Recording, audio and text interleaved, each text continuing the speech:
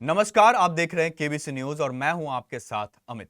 सोचिए एक पल के लिए, अगर आपकी पूरी जिंदगी, आपके घर का चूल्हा, आपकी बेटी की शादी, सब कुछ सिर्फ एक फल पर टिका हो और उस फल को एक रात की आंधी, एक बीमारी या एक जानवर का झुंड तबाह कर दे, तो क्या होगा?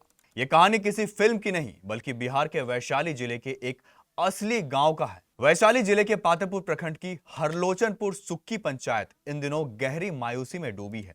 यहां करीब 9 किलोमीटर के दायरे में 6,700 बीघा जमीन पर आम के घने बागान फैले हैं। यहां के किसानों के लिए आम कोई साधारण फसल नहीं, यही उनकी साल भर के राशन पानी का जरिया है, बच्चों की पढ़ाई का सहारा है और सबसे बड़ी बात, घर की बेटियों की शादी का एकमात्र भरोसा। फसल अच्छी हुई तो घर में शहनाई बजती है, फसल डूबी तो बेटी का हाथ पीला करने का सपना भी टल जाता है।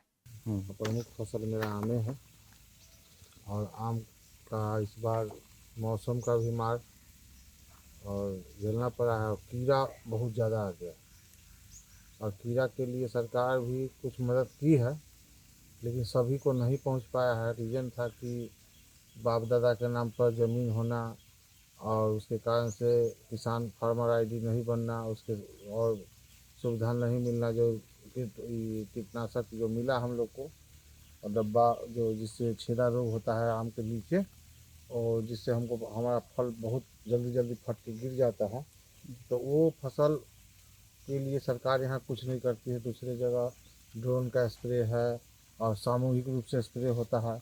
आज हम कैपेबल हैं तो अपने बगीचा में दवा छींट लेते हैं और कीड़ा दूसरे के बगीचा में बैठ जाता है। वो कैपेबल नहीं है, वो नहीं छींट पाता है, मेरा फसल बर्बाद हो जाता है। जैसे सर यहाँ पर जो सुनने में आ रहा है कि यहाँ के जो स्थानीय लोग हैं मुख्य फसल के रूप में आम को ही देखते हैं। हाँ। और बेटी के शादी से लेकर सारे खर्चे का वहन इसी से करते हैं। हाँ, ये सब चीज़ रियल है और समस्या है कि सरकार की तरफ से हम लोग को कुछ नहीं व्यवस्था है। अपना मंडी खोजना, अपने आम बेचना, व्यापारी भी नहीं है और आम का प्रमुख फसल होने के बाद भी हम लोग के लिए कोई व्यवस्था गवर्नमेंट का नहीं है।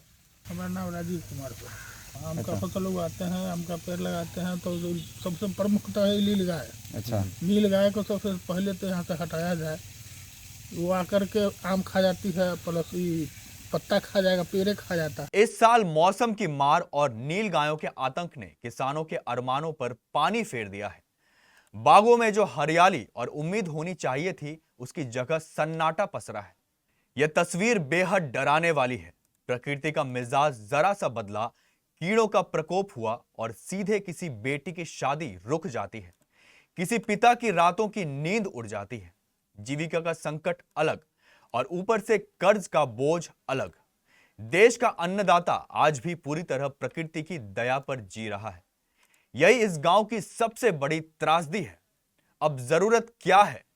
जरूरत है कि सरकार और प्रशासन इस संवेदनशील कृषि क्षेत्र की सूद ले, फसल बीमा और मुआवजे की पुख्ता व्यवस्था हो, ताकि कोई भी लाचार पिता अपनी बेटी की शादी महज इसलिए ना टाले क्योंकि इस साल आम की फसल नहीं आई। आम की मिठास सिर्फ जुबान तक नहीं रहनी चाहिए, यह किसानों की जिंदगी में भी घुलनी चाहिए। वैशाली से मृत्युंजय ठाकुर की रिपोर्ट, केबीसी न्यूज के लिए।